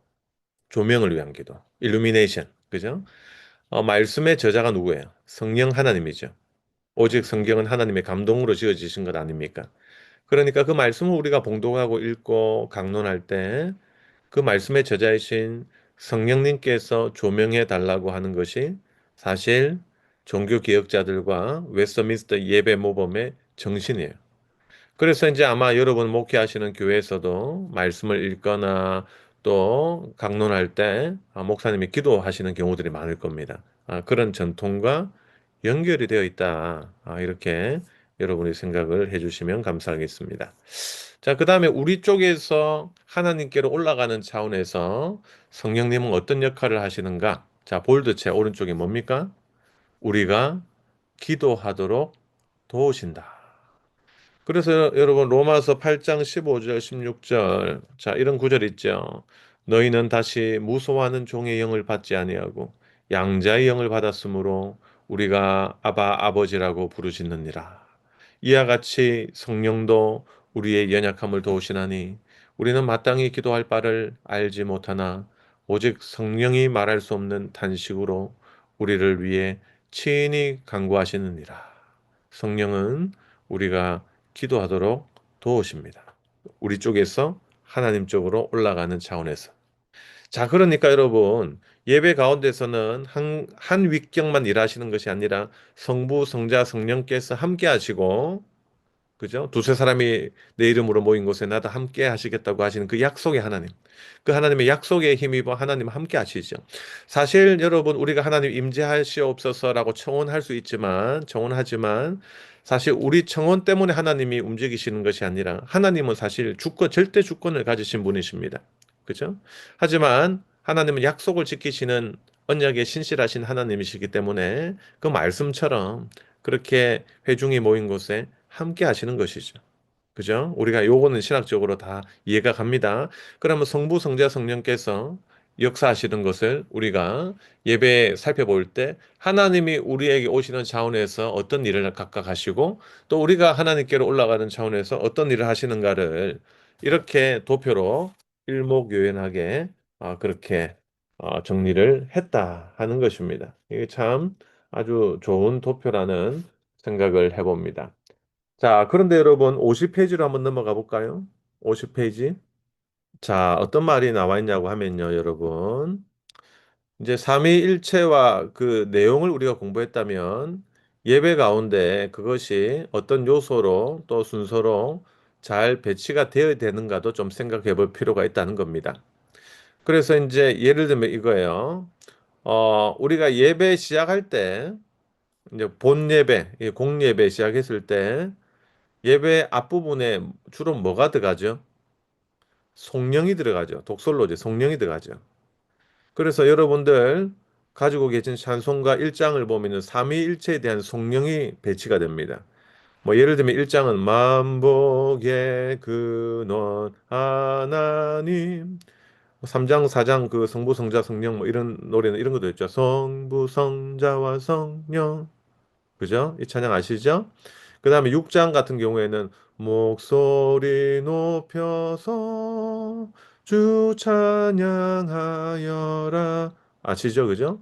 그 다음에 8장 같은 경우에는 거룩 거룩 거룩 전능하신 주님 마지막에 성삼위일체 우리 주로다 예배 그 찬송가 앞장이 다 성령이고 삼위일체 찬양이에요. 그래서 전통적으로 이제 우리가 예배 요소 가운데 처음 찬양이 삼위 하나님에 대한 찬양이었어요. 근데 제가 예배학을 모를 때 저는 이제 중고등부 서울에서 사역을 했는데 그때 저는 항상 우리 예배 시작을 이렇게 시작했습니다. 나의 가장 낮은 마음 주님께서 기뻐하시고 친구 여러분들 에브리바디 하면서 이렇게 나그네 이렇게 이 찬양을 많이 불렀습니다. 근데 이 찬양을 성공했던 까닭은 저의 목소리 톤에 잘 맞고 신나기 때문에 불렀어요. 아주 신학이 부재한 참 지금 생각해 보면 너무 부끄럽습니다. 미안하기도 하고요. 근데 신학이 없어서 그랬어요. 예, 뭔가 아는 게 없어서 그랬어요. 그 우리가 이제 예배 때 이제 임내송이라든지 여러 가지 이제 교회에서 한 번씩 변화를 주잖아요. 근데 잘 들어보면 이 삼위 하나님에 대한 초점이 이제 예배 시작 때 좀 맞춰줘야 되는데 교회 역사상 전통이나 신학적으로 볼 때 근데 이제 좀 우리의 결단에 좀 초점을 맞추는 경우도 꽤 많은 것 같아요. 예를 들면은 주님 다시 오실 때까지 나는 이 길을 가리라 좁은 문 좁은 길 나의 십자가 지고 저희 모교에는 늘 이 찬양을 한 10년 불렀습니다. 시작할 때. 근데 이거는요, 방향으로 따지면 뭐예요? 아래에서 위로죠. 아래에서 위로인데, 뭐, 물론 아래에서 위로 가야 되는데, 나의 결단이죠. 삼위 하나님에 대한 집중보다는 내가 어떻게 뭔가 하겠다는. 이제, 이게 사실 나중에 보면 여러분 성례론을 다룰 때도 하나님의 자기 주심과 또 우리 쪽에서의 어떤 쇠약과 맹세, 요것 간의 밸런스와 유기적인 그 관계가 있는데, 이 신학을 공부해 보면 이 밸런스에 대한 것들이 끊임없이 반복되구나 하는 것들을 우리가 좀 볼 수가 있습니다. 자, 그런데 이제 어쨌든 요거는 여러분 참고를 하시고요. 어, 그다음에 이제 50페이지 예배는 교회 성장의 도구가 아니다. 이 부분을 우리가 좀 할 거예요. 사실 이제 여러분 나중에 이제 목회를 해보시면 어, 이제 만약 그 목사님이 어, 매주 설교를 정말 묵상하면서 차분하게 목회를 10년, 20년 하신다면 신학교 입학 성적과는 상관없이 나중 되면 어떻게 보면 설교의 수준이 비슷해집니다. 저는 그렇게 생각합니다. 한 20년 진짜 성경을 열심히 파셨다면요. 뭐 그분이 뭐 꼭 한국 최고의 학부를 나왔거나 아니면 한국에서 그냥 제대로 된 학위 과정이 아닌 군소신학교를 나왔던지 간에 만약 진짜 매일같이 열심히 말씀 묵상하고 공부하고 그게 목회에 쌓였다면 그 차이는 굉장히 그 간극은 줄어들 거예요. 제가 보기엔. 그래요. 어떨 때는 여러분 진짜 유명한 신학자 설교들어도 하나도 은혜 안 될 때 있는데 또 어떻게 보면은 이게 또 뭐 학식이 좀 부족한 것 같았는데 어떤 목사님은 굉장히 또 깊이가 있죠. 왜냐하면 이게 성령의 사역과도 밀접한 관계가 있기 때문에 사실 하나님의 은혜가 제일 필요한 것 같습니다. 제가 보기엔. 근데 이제 목회를 하다 보면 이제 설교의 한계가 오잖아요. 한번 생각해 보세요. 우리 목사님들이 결코 쉽지 않습니다. 왜냐하면은 새벽 기도 설교 또 주중에 여러 번 설교를 끊임없이 쏟아내야 되는 환경 속에 계시잖아요. 우리 담임 목사님들이. 그러다 보니까 이제 때때로 제가 전화를 받습니다. 어떻게 하면 이 과정에서 예배의 어떤 프로그램을 통해서 이것을 좀 극복해 볼까? 새로운 스타일의 예배, 좋은 프로그램을 이렇게 부목사님 통해서 연락을 많이 주십니다. 근데 제가 생각하기에 프로그램으로 그것을 바꿀 수는 없습니다. 왜냐하면 예배의 정신과 신학이 있어야 되고, 전반적인 예배를 아우르는 눈이 있어야 되기 때문이에요. 그죠? 그리고 저는 그 이야기를 합니다. 예배는 복음 전도의 도구는 아닙니다. 라는 그런 이야기를 합니다. 왜냐하면 51페이지에 나와 있듯이 그 여러 가지 그 현대적인 예배, 시컬스 워십이라든지 이런 예배들이 지난주에 제가 설명했기 때문에 더 이상 하지는 않겠습니다. 어떻게 보면은 극단적으로 갈 때는 사실 소비자 중심적인 예배잖아요. 어떤 예배의 본질과 기존 신자를 향한 그런 내용보다는 사실 집회적인 느낌이 많죠. 그래서 51페이지에 그 패러그래프에 보면 이런 말을 하죠. 마르바던이 이런 이야기를 합니다. 교회에서 예배와 관련되어 일어나는 많은 문제는 예배와 복음 전도를 혼동하기 때문이다. 그래서 지난주에 제가 윌로우 크릭의 경우를 설명하면서 우리는 윌로우 크릭의 주일 예배를 보면서 일반 한국의 장로교회들이 그런 스타일로 예배를 다 바꿨는데 사실 윌로우 크릭에서는 기존의 성도들을 위해서는 수요일 날 굉장히 수준 높은 성경 강해를 진행하고 있었다는 것을 우리가 잘 모르고 한국의 작은 교회들이 그걸 따라가다 보니까 가랭이가 찢어지는 그런 경우들이 많이 있었죠. 자, 그래서 우리는 그냥 맹목적으로 실용주의적 사상을 쫓거나 사람들의 만족에만 초점을 맞출 때 인간적인 차원으로 예배가 그렇게 잘못될 수도 있다는 것을 우리가 깨달아야 됩니다. 그래서 52페이지 위에 보면 제임스 K.A. 스미스 Desiring the Kingdom에서 이런 이야기를 했죠. 이런 것들이 과도하게 되면 시장의 예전, 몰 리터지를 만들어낸다 하는 겁니다. 시장의 예전. 그죠? 쇼핑하고 비슷하게 되는 거죠. 우리가 코로나 때 온라인 예배가 여러분 전국을 휩쓸었습니다. 그때 이제 많은 성도들이요 온라인 예배 드릴 때 자기 교회 이제 처음에는 이제 의리를 지켰대요. 그래서 자기 교회에 온라인 예배 참석했습니다. 근데 이제 지나고 보니까 이제 이것도 하나님이 주신 기회인데라는 생각이 들더래요. 그래서 서울에 가보고 싶었던 교회들을 하나씩 탐방을 하기 시작했다고 합니다. 사실 그렇잖아요. 우리가 목사님 설교 들으면 한 3분, 4분 안에 느낌이 오잖아요. 오늘 설교는 힘들 것이다. 오늘은 아주 들을만 할 것이다. 이 서론에서 일단 판가름이 나요. 그러니까 이제 딱 들어보고 느낌이 온다 하면 아유, 담임 목사님 죄송합니다 하면서 이제 수도권의 온라인 예배를 헤매이듯이 그렇게 쇼핑하듯이 다닌 분들이 그렇게 많았다고 합니다. 그래서 이제 한국의 어떤 유명한 목사님이 설문조사를 했는데 어, 온라인 예배 시절에 자기 설교 조회수가 너무 높아졌더래요. 그래가지고 주님께 감사하는 마음으로 이제 유튜브 자기가 이제 조회와 평균 분수를 관리자로서 클릭을 해보니까 평균 시청 분수가 3분이었다고 합니다. 그러면서 그분이 하는 말이 3분 하면 떠오르는 것이 뭡니까? 오뚜기죠. 3분 카레, 짜장, 하이라이스. 근데 이제 어떻게 담임 목사님 설교를 3분 듣고 그렇게 도망을 쳤나는 겁니다. 그게 이제 사실 코로나 때 어쨌든 사람들 마음속에 비교의 마음들이 자리 잡게 되었다고 생각합니다. 그 우리 것도 참 좋은 게 많은데 이제 그때 헤매다 보니까 여러 가지를 비교하고 우리 교회에 불만을 가지고 또 만족해 하지 못하는 그런 경우들이 있죠. 그래서 예를 들면 이런 거예요. 내 스타일에 맞는 그 목사님이 있잖아요. 여러분도 좋아하시는 목사님 있을 거 아니에요. 그죠? 또 찬양 스타일이 있을 거 아니에요. 그죠? 그것들을 찾아서 헤매이는 이 소비자 중심주의와 몰 리터지가 아주 현만해지는 이런 일들이 있었습니다. 근데 52페이지 그 중간 부분을 보십시오. 마르바드는 뭐라고 이야기를 합니까?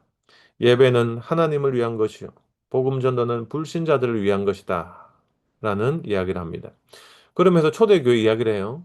초대교회 성도들이 뭐 교회 홍보를 했냐, 아니면은 교회에서 매력적으로 보이려고 그냥 노력을 했냐. 초대교회 때 보여준 것은 그냥 교회됨이 아니었는가라는 그 이야기를 하게 됩니다.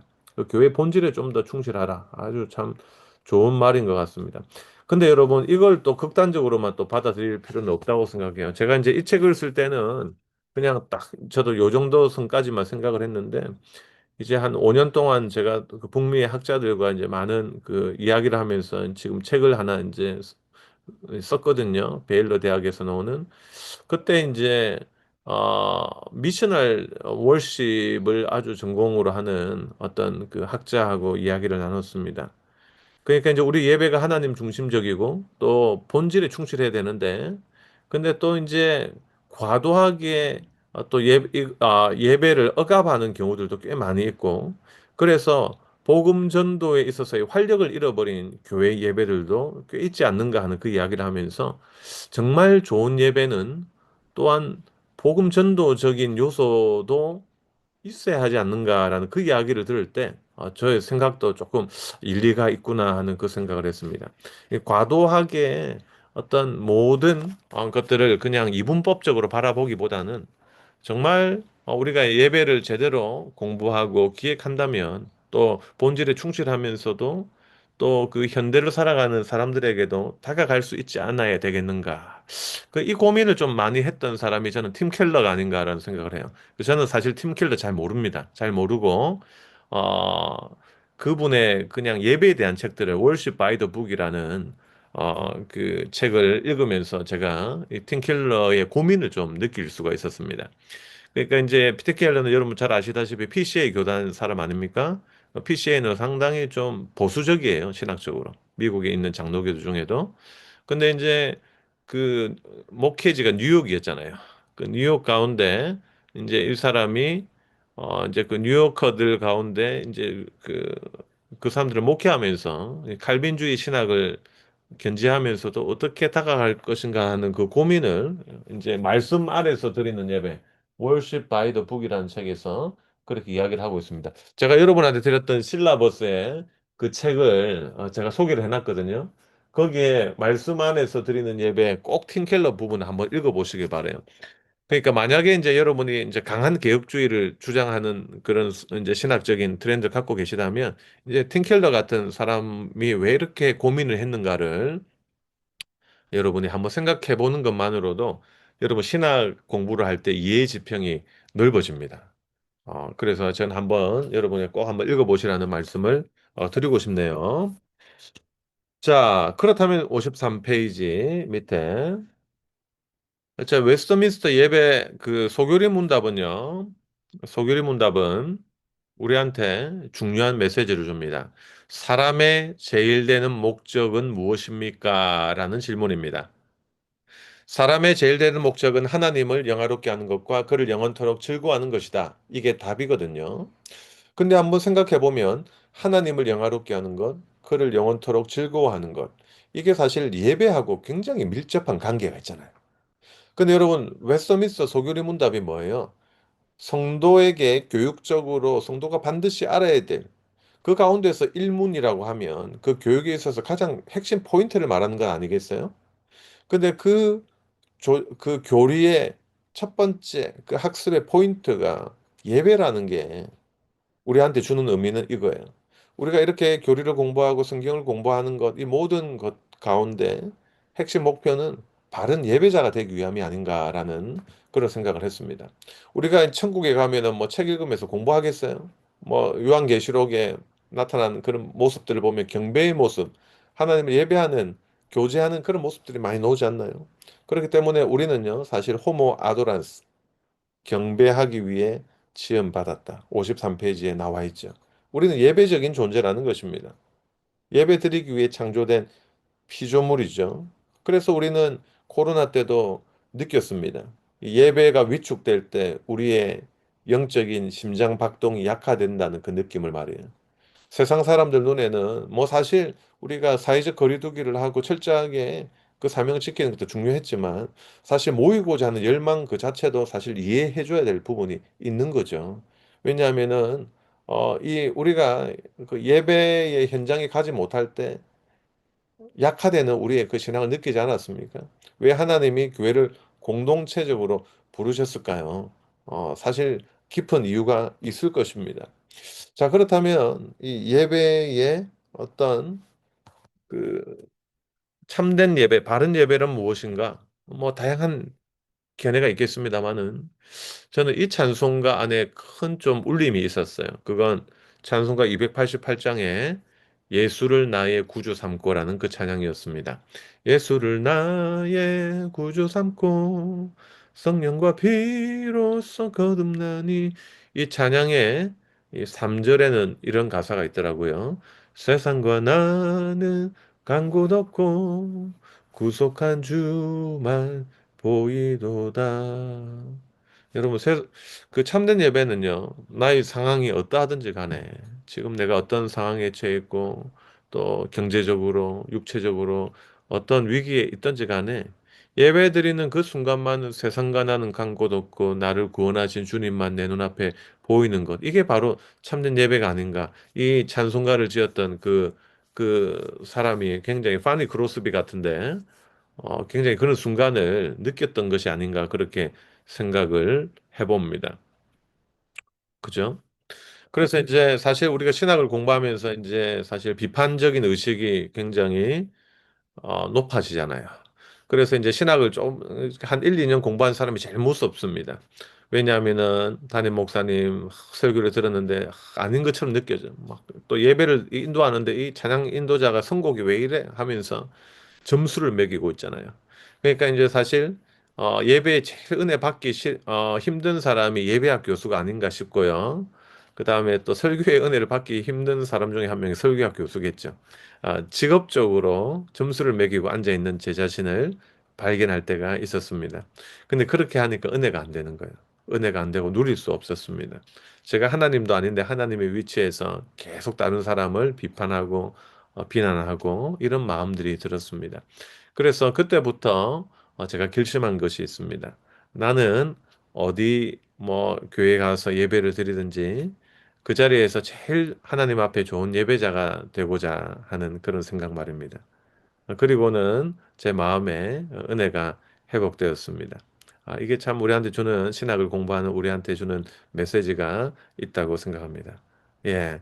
어쨌든 저도 이제 학생들을 한 10년 정도 이제 한국에서 가르치면서 다양한 학생들을 보게 됩니다.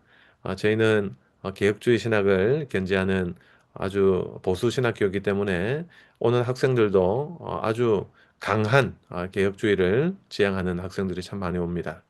근데 이제 그러다 보니까 학생들이 여러 가지 좋은 점도 너무 많고요. 아주 신학의 굳건함, 바른 신학, 그런 장점도 있는 반면에 또 어떻게 보면은 조금 밸런스가 깨어지는 듯한 약점도 있습니다. 그래서 이제 사실 이 강한 것들을 추구하기 때문에 때로는 교수의 강의가 마음에 들지 않을 때도 있고 그 수위가 더 강해졌으면 하는 바람을 이야기하는 분들도 있습니다.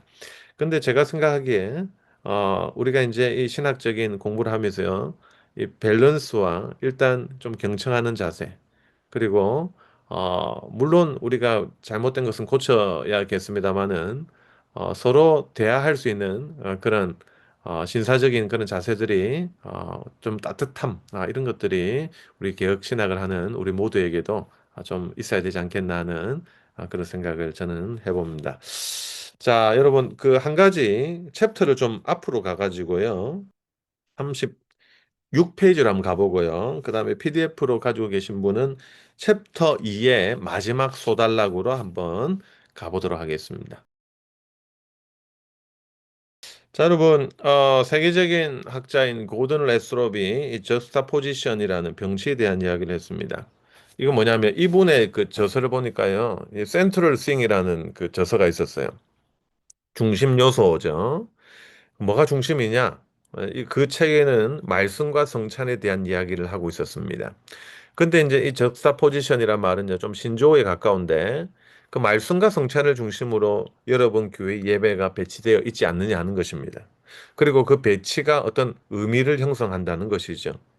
그래서 지난주에 제가 참회의 기도와 사제에서는 십계명을 가지고 그 순서를 바뀌었을 때의 의미의 변화를 이야기했듯이 우리가 모든 그 요소와 순서를 과학적으로 의미를 분석할 수는 없겠지만 말씀과 성찬을 중심으로 그 요소들이 배치될 때 예배 전체적인 그 의미가 형성되지 않는가. 그렇기 때문에 말씀과 성찬만 중요한 것이 아니라 사실은 예배의 각 요소마다 의의가 있다는 것이죠. 이걸 좀, 이 고든 레스롭이 이야기를 하고 있습니다. 그죠? 자, 그 다음에, 두 번째로, 예배는 반복적이라는 것이 참 우리한테 주는 의미가 있습니다. 이 반복되면서 우리는 마음의 훈련을 받게 됩니다. 그렇기 때문에 사실 예배에 우리가 빠지면 안 되죠. 한 주 예배에 빠지는 것이 한 번 빠지는 것이 아니라 사실 14일 동안의 영적인 영양분의 결핍을 초래하는 거죠. 그죠? 자, 그렇기 때문에 이 반복의 힘, 한 방울의 물은 힘이 없습니다, 여러분. 한 방울의 물은. 하지만 그 물이 오랜 기간 같은 지점에 떨어지면 어떻게 돼요? 우리 종류석과 석순에 있는 라임 케이브, 이 석회암 동굴이 나오는 거죠. 그 우리 신앙도 마찬가지죠. 한 번의 예배가 사람을 변화시킬 수도 있지만 그러지 못할 때가 더 많죠. 하지만 1년 52주가 반복되면서 우리에게는 어떤 새로운 형성의 그 과정을 겪게 되는 것입니다. 자, 그래서 세 번째 보니까 예배를 어떻게 우리가 기획할 것인가에 대한 아이디어, 동기부여를 주죠. 이 배치에 따라서의 의미. 뭐 예를 들면 그런 거예요. 여러분 사도신경을 여러분 교회에서 하시잖아요. 근데 이제 사도신경을 예배 시작 때 하는 교회도 있지만 말씀 설교 듣고 하는 교회도 있죠. 그죠? 그 이제 배치에 따라서 의미가 좀 달라질 거예요. 예를 들면 이런 거예요. 사도신경을 앞에 하고 나면서 예배 드리는 것은 뭐예요? 우리는 신앙 고백을 하는 사람들입니다. 하나님 앞에 이런 고백적인 자세로 왔습니다. 이런 의미가 있을 거 아니에요. 근데 이제 말씀 뒤에 사도신경을 배치한 교회가 있어요, 여러분. 이상한 교회가 아니고 정통교회에서 합니다. 그럴 때는 의미가 뭐예요? 이 말씀 그대로 믿고 고백합니다. 그런 고백적인 차원에서의 의미가 있는 거죠. 말씀에 대한 반응의 차원에서 의미가 있는 거죠. 봉헌도 마찬가지예요. 말씀 전에 하는 교회도 있고, 말씀 이후에 이제 반응의 순서로 있는 교회도 있죠. 말씀을 기대합니다라는 의미와 주신 은혜에 감사합니다라고 하는 그런 또 의미가 다른 거죠. 그러니까 이제 이 배치에 따라서 의미가 달라질 수 있다는 것 여러분이 잘 이해를 해주시면 좋겠습니다. 자, 그러면서 이제 여러분들 시간이 되시면 아마 여러분들 교회 주보를 한번 보시면서 여러분들이 어떤 생각을 가지고 있는지, 여러분들이 뭘 좀 순서를 한번 바꿔보고 싶은지, 이런 것도 참 예배학을 하면서 재밌는 연구 포인트가 될 수 있을 겁니다. 이런 것들도 여러분 그 교회 주보를 보시면서 한번 또 생각을 해보시길 바랍니다. 자, 근데 이제 우리가 이걸 이제 예배를 책으로 배우면 재미가 없습니다. 재미도 없고, 그 다음에 또 제대로 배울 수도 없습니다. 그래서 저는요, 우리 학생들한테 늘 교회 탐방 숙제를 내줍니다. 이건 이제 저의 뭐 아이디어라기보다 제가 미국에서 유학할 때 교수님들이 늘 좀 강조를 하셨어요. 직접 가서 보고 느끼는 거하고 우리가 활자로 배우는 거하고는 차이가 있다는 거죠. 그래서 우리가 이제 배웠던 그 요소들 중에 어, 직접 현장에 가기 어렵잖아요. 왜냐하면 여러분들이 교회를 직접 섬기고 계시고 직분을 또 맡고 계신데 어디 가시기는 쉽지 않죠. 그래서 제가 화면을 통해서 좀 보여드릴 테니까 이제 여러분들이 유튜브에 보시면 검색만 잘하시면 직접 안 가셔도 요즘은 아주 수많은 그 예배에 대한 영상들이 나와 있습니다. 그래서 그 입당송에 대한 이야기를 했잖아요. 인트로이트. 제가 먼저 인트로이트 장면을 한번 보여드리고 싶습니다.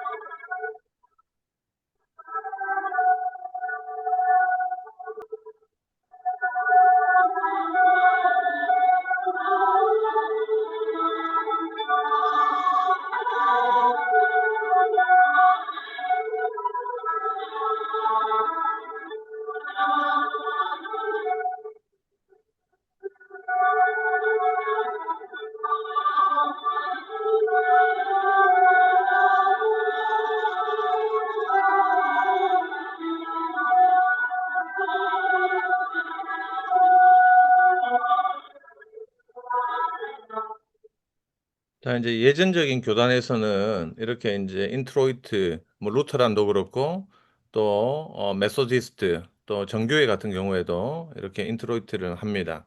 그래서 찬양대 또 이 성직자가 이렇게 행진해서 들어가는. 근데 이 입당송이 생긴 것은요, 이제 4세기 이후에 이제 기독교가 공인되고 이제 바실리카라는 그 당시에 양식에서 이제 예배를 드리게 되었잖아요. 그 이전에는 이제 가옥에서 가정에서 이렇게 예배를 드렸지만 이제 기독교가 로마의 국교회가 되고 또 제국의 종교가 되는 381년도에 그 이후로 이제 그 당시 로마의 건축 양식이었던 이제 바실리카가 예배당으로 전용되는 경우가 생겼는데 그러다 보니까 공간이 직사각형으로 굉장히 좁고 넓고 또 고가 높은 그래서 그 공간을 채우기 위한 또 예배 양식들이 발전해 하게 되었습니다. 그래서 이제 이런 인트로이트 양식이 있다는 거 여러분 참고로 하시면 좋겠고요. 일부 남아공의 개혁교회들도 이런 인트로이트를 하는 교회들이 있습니다. 물론 이런 십자가 같은 것은 없죠. 근데 담임 목사와 또 이제 기도를 맡은 장로가 그렇게 행진을 하기도 합니다. 시작할 때요. 참고로 하시면 좋을 것 같고요. 그 다음에 또 우리가 볼 것은 여러분 십계명을 노래로 부르는 경우가 있더라고요. 십계명을 이제 앵글리칸 교회인데요. 이제 마주보고 이제 십계명을 함께 찬양대에서 부르는 것들 그 참고로 그렇게 여러분 한번 보시기 바랍니다. 이거 뭐 우리가 쉽게 보기 어려운 영상이죠. 그래서 한번 보시겠습니다. 십계명 소문을 이야기하고요.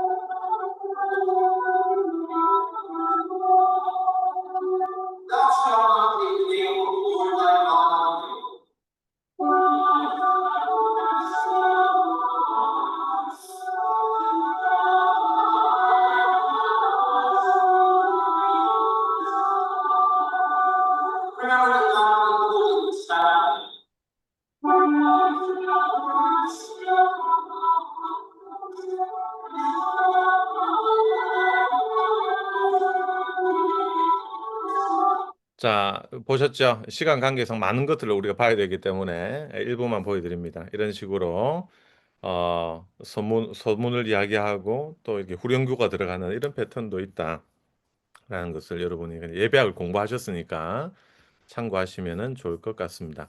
자, 그러면요, 여러분, 아무래도 이제 개혁교회에 대한 관심이 많을 겁니다. 여러분들이.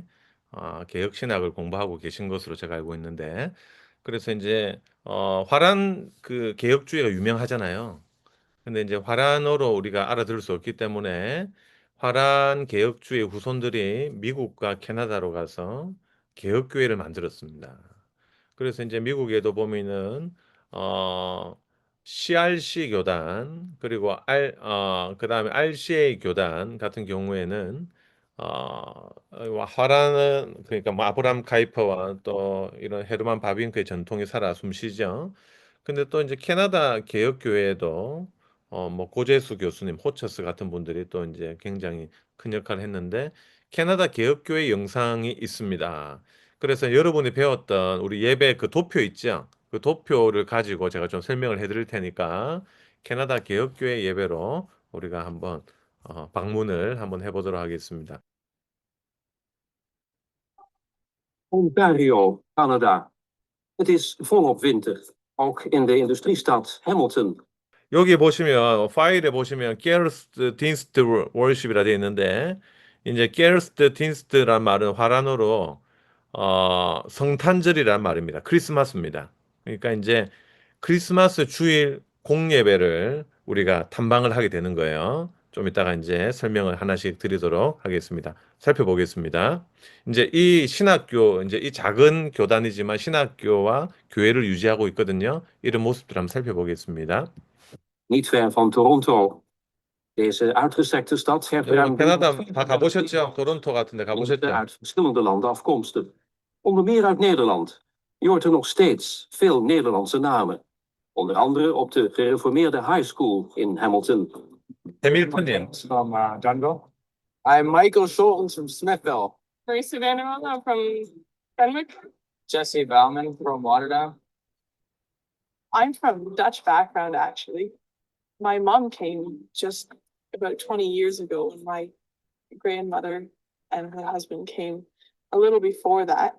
And 이제 더치 my dad was 리폼드의 그 후손들이 캐나다에 와서 my son 정착을 한 거예요. but I still remember that I am from Dutch background, so. In mijn hart ben ik Nederlander, ja. Dat verlies je niet. In het begin had ik wel weer graag naar Holland terug gewild.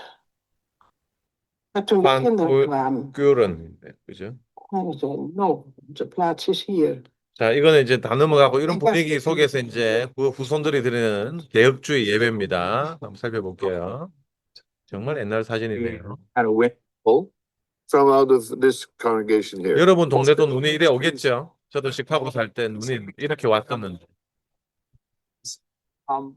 Basketball with them. 그 교회 안에 이제 체육관도 있고요. 신학교도 있고 그렇습니다. And then take a break about halfway through, and they have a snack. 저는 그 미국에 체육관 있는 교회들이 너무 부럽습니다. 교회는 작아도 체육관 있을 때 너무 부러워요 저는. No, it's easier to see that Christmas is coming. And this is the last time we're going to meet before Christmas for our Wednesday night basketball. Of the Christmas season, it looks back to the time when God, you could say, he showed how merciful he was. Christmas is an exciting time of year, and everybody knows about Christmas, but they may not know the true 야, meaning of 이게 Christmas. 농구도 하고 So for 복음도 me- 전하고 그죠?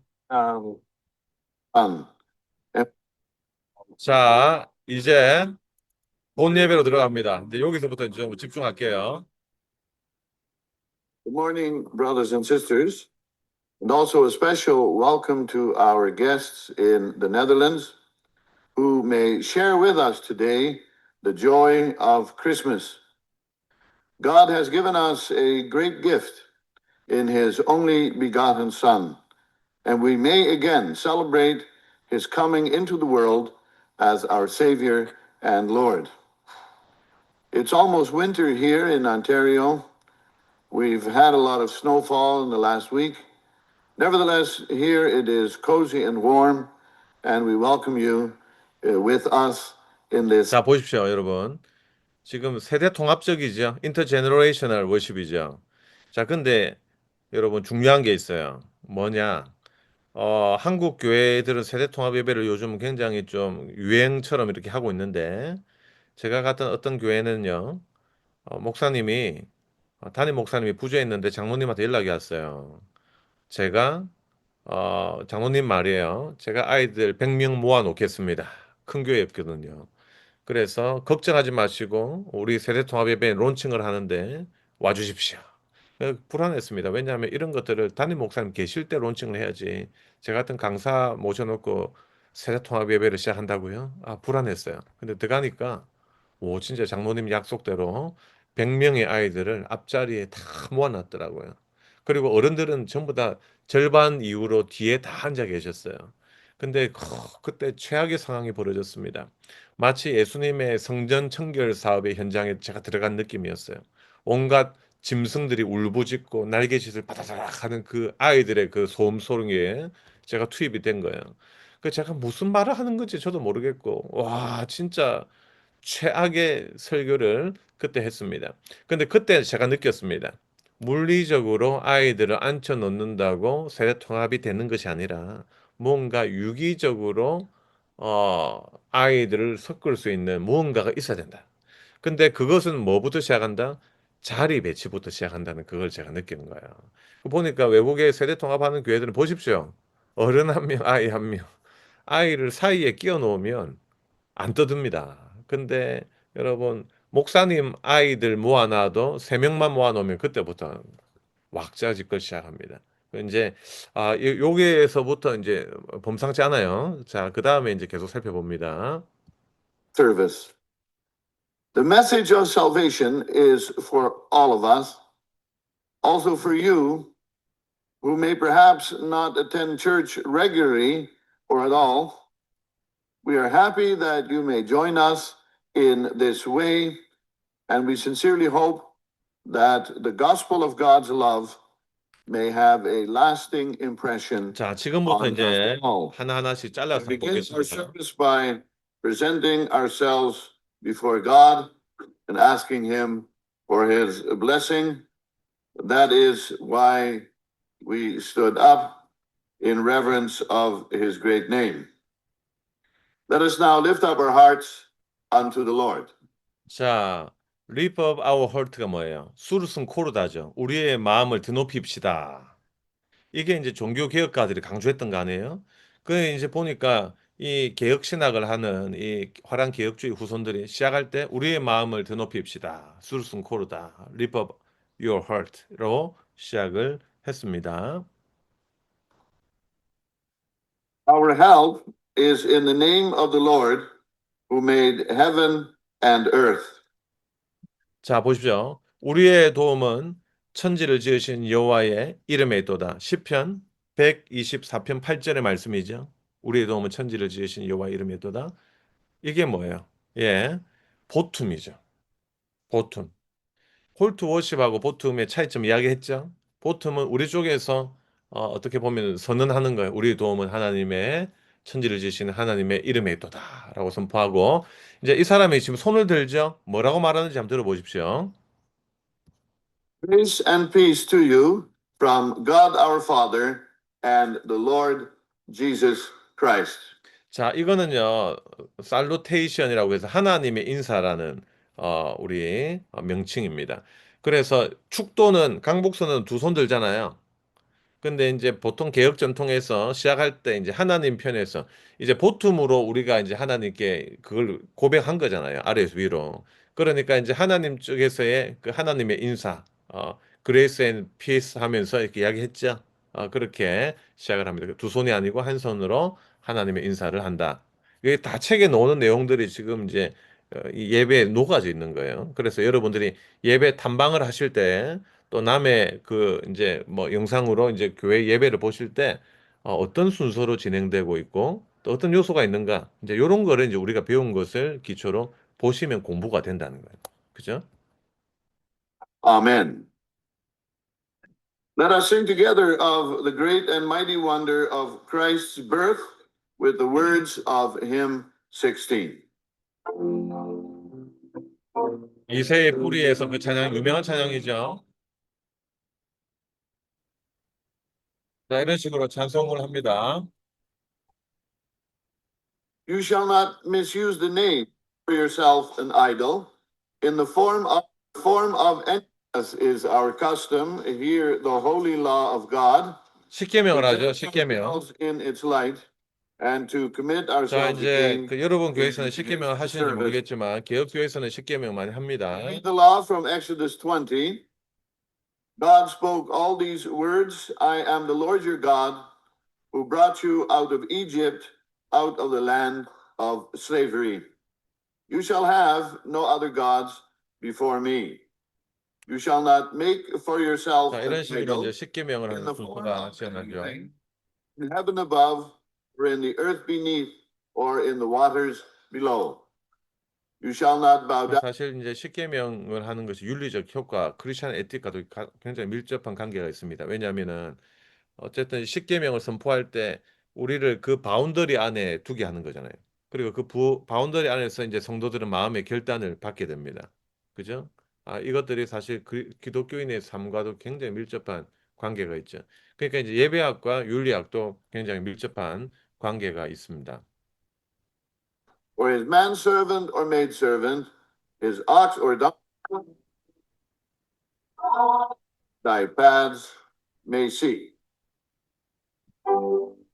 자, 이제 시편 찬송의 개혁교의 특징이죠. 그래서 이제 시편 25편 2절을 같이 부릅니다. 강복 선언할 때 여러분 그 이야기 했잖아요. 눈을 뜨는 것이 맞다. 감는 것이 맞다. 또 어떤 분은 축원하옵나이다가 맞다. 어떤 분은 찌어다가 맞다. 아마 여러분도 그런 논쟁들 들어보셨을 겁니다. 보통 개혁교에서는 어떻게 하는지 그렇게 한번 살펴보겠습니다. Let us now sing the praise of him who came into this world. Receive now the blessing of the Lord and depart in peace. The Lord bless you and keep you. The Lord 아로닉 make his 블레싱을 하고 face to 있습니다. shine upon you and be gracious unto you. The Lord turn his 눈 face 뜨고 하고 towards you 있네요. and give you peace. Amen. 자, 네, 다 눈 뜨고 있었네요. 자, 근데 이제 보통 이제 손을 이렇게 드는 게 중요하죠. 왜냐하면은 이제 한국에도 또 젊은 목사님들 가운데서는 이렇게 하시는 분도 있습니다. 이렇게 손을 이렇게 하는 거죠. 이렇게. 근데 이제 손을 이렇게 펼치는 자세는 예전학적으로는 오란스 자세라고 하는데요. 오란스는 기도라는 자세입니다. 근데 강복선언은 사실 어떻게 보면은 그 복의 선포라고 보는 것이 맞죠. 그렇기 때문에 이렇게 하는 전통은 역사적으로 없다는 것을 여러분 잘 기억하시고 화란 개혁교회 우리가 가볼 수 없기 때문에 또 봤습니다.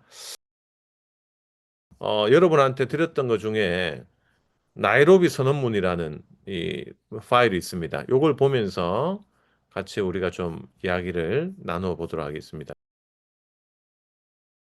자, 1996년도에 어, 나이로비, 케냐죠. 케냐겠죠. 나이로비에 열린 루터교 총회에서 선언문을 냈습니다. 여기에 이제 편집하신 분이 애니타 스타우퍼라는 분인데요. 기독교 예배라는 이겁니다.